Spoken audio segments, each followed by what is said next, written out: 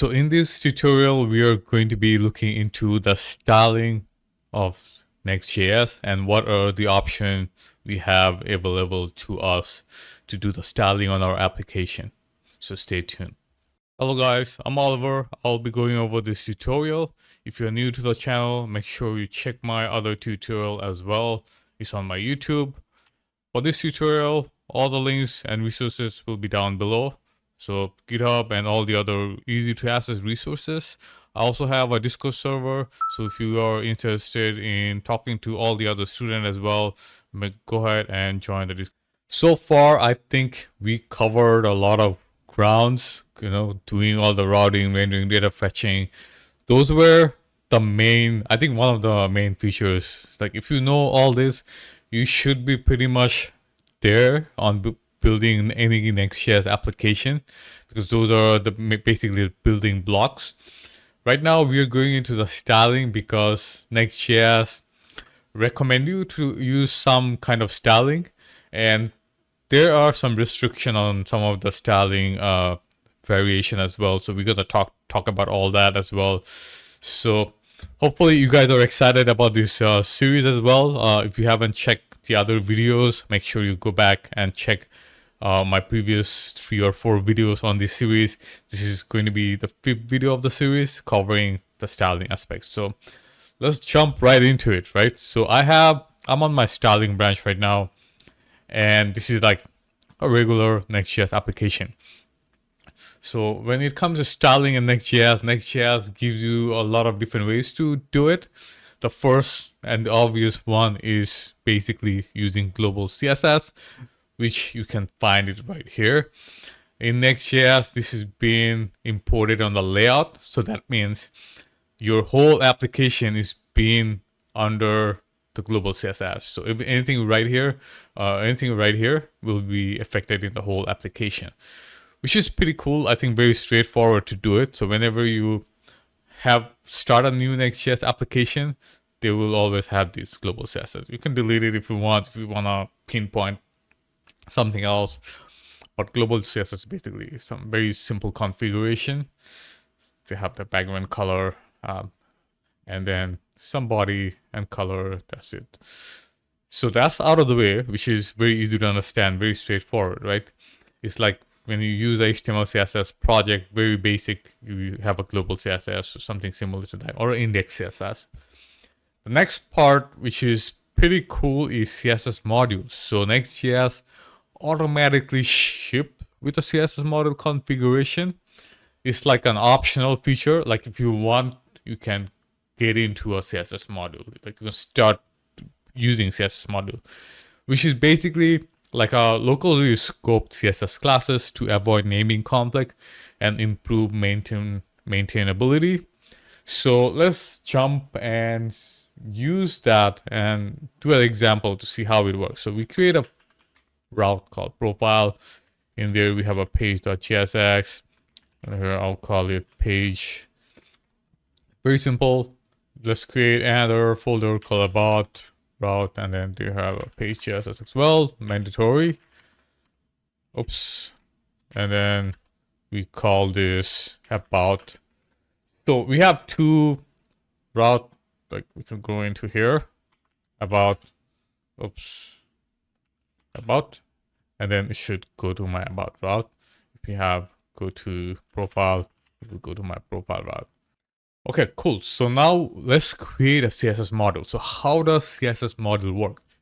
Anytime you create a styling file, let's create about, and then you write .module.css, you basically have a CSS module. So when you write .module.css, this is being activated.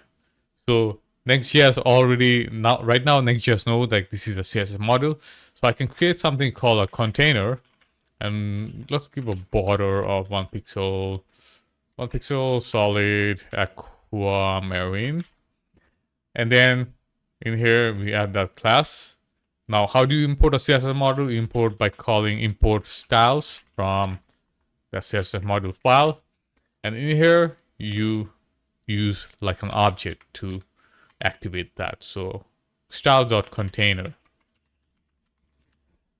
Now, when I go back to about page, you're gonna see there's a border, and when I inspect the border, you're gonna see like it add a very specific number to it. So it's like a very own scope version of it. So this container is only scoped to this page only. Like for example, if we create profile.module.css and we also create a container, 1 pixel border, 1 pixel solid coral, and in here we do the same thing as well, like import styles from profile. This is profile, so it's going to be profile, and then class name we're going to do is styles. I spelled it wrong here, so styles dot container, and you have profile in here. Is now when we inspect that, you see it have a very different number in here. So this container, we are using the same class, but it is only scoped to this specific page. So we have only that specific page. So they add like a module, the CSS module basically add a number to it, so it's only scoped to that, which is pretty cool. I think CSS module, I think is highly maintainable, and I really recommend to go through this route. And the third one is, of course, Tailwind CSS. Now, this is going to be where I will say Next.js automatically, basically it automatically ship with Tailwind. Like you have to just opt into the feature because there's some installation. So when you install a Next.js project, they will ask you if you want to use Tailwind CSS. So in my project, I said yes, and they created a config in here. And my Tailwind CSS is also being directive loaded on the layout automatically on the global CSS. So right now I can like use Tailwind. So for example, if I create, let's say create a paragraph tag on the about page, say this is a paragraph. So now I create a class, and to find what Tailwind CSS I can use, you can also go to Tailwind CSS to find everything that is available. So right now I want to use some kind of a font, right? So I can like search here font. Let's do font size. So there's a couple of font sizes. Let's do 4XL. Text 4XL is the class. I can just drop it in here, go back to the paragraph, and you see the text size is using the 4XL, which is 2.25 REM or 36 pixel. So Tailwind CSS is working right off the bat. I am also going to show you how to install a Tailwind CSS. So if you opt in a Next.js project and you didn't choose Tailwind CSS, I want to show you guys how to install it in a new window. So I have a fresh folder open right now. That project is done. But I want to show you guys how to actually install Tailwind CSS, just in case if you guys need to have that happen. So I installed a Next.js project on this, but I won't choose the Tailwind CSS. So when you install on next project, press Y. It says Tailwind install. No TypeScript, no ESLint. Tailwind, would you like to use Tailwind? I will say no. I'd rather yes, no. I'm going to cd into that project directory. And we have that. And let's see. So no Tailwind in there so far. But how do we install Tailwind? So in order to install Tailwind, you go to that directory and all you do is npm install -d Tailwind CSS post CSS auto prefixer. You press enter. It's going to install the Tailwind and other two packages that Tailwind needs to work. Now, once we have that installed, it's going to be on the package.json dev dependencies. You need to initiate the Tailwind config. How do we do that? npx Tailwind CSS. So we are using this, and then we're doing init -p. Once you do that, it will initialize a post CSS config. We're probably not going to use this. Tailwind config is what we are going to be using. So Next.js have like a guide, like a nice installation guide in here. We need to copy paste this, because this you just copy paste here on the config and you will have Tailwind installed. So what this is doing is any content that is inside the app folder and that end with JS, TS, JSX will be applied to the Tailwind. So any folder, so Tailwind is watching all this folder to make sure the CSS classes are being applied in here. So if you create a page app slash page.jsx, Tailwind configuration knows that there's some Tailwind classes. There's supposed to be some Tailwind classes in there, so it can show you the effect. It works. So that's one way. And then you also have to import the directive, the Tailwind directive on your global. So you go to the global and then you import those into the global directive. So that Tailwind will use to inject its generation style to a global style sheet in your application, for example, this. So you go to the root styling and just drop that in there. Once you have that, you're good. You can just use any classes and you should be good to go. So that's the installation process of the Tailwind. Let's go back to our previous project and continue.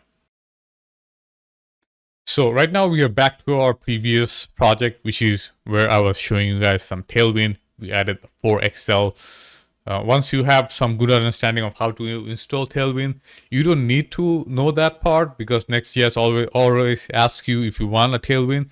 But I just wanted to show you just in case if you want to install in future project. But that's how you do it. And then we're done with Tailwind, so you can go crazy with the Tailwind. And then the next is Sass, so a popular CSS preprocessor that extends CSS with features like variables, nested rules, and mixing. It's a pretty good one. I really like using Sass, but my recommendation is falls into CSS module and Tailwind. Tailwind does a lot of cool stuff now, so I don't think you really need to use that. But in a complex project, some companies use this, which is good to know. And I won't go into more details on this because this is by itself a separate video. But yeah, you can definitely use Sass on a Next.js project.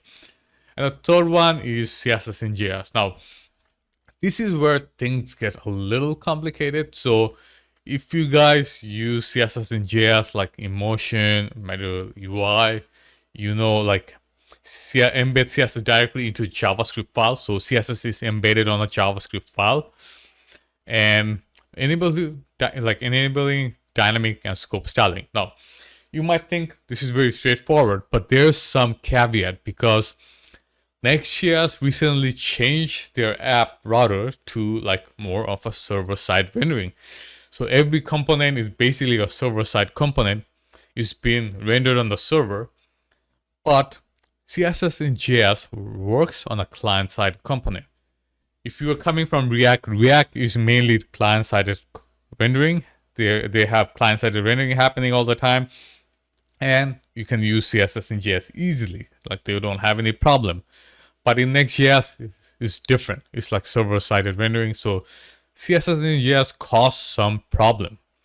And in order to Next.js have like a good documentation on that, like CSS in JS library, which require runtime JavaScript, are not currently supported in server component. So you cannot use that in this component. If you want to use CSS in JS, you have to use client component, which is the client directive. Right now, it's a client-sided rendering is happening in here, and you can use CSS in JS in here. So using CSS in JS with newer React feature like server component and streaming require library author to support the latest version of React, including this. So they're working with React team to kind of bring that to the server component. But for now, if you want to use this, you have to do is, they don't have the Emotion right now. They're probably working on that, Material UI and Emotion. But style component is the popular one. The following library are supported in client components. So that's a key word. If you are ever to use a CSS in JS, make sure you use it on the client component. Otherwise, you're going to get some error if it's not on the client component. So that's good.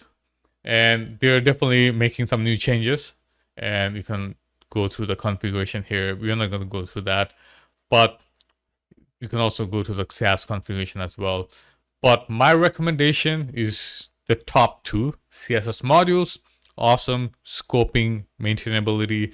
That's basically all you need for styling. You don't want to make styling too complicated. And you also have Tailwind. I think one of the best CSS framework right now. I highly, highly recommend Tailwind CSS as well.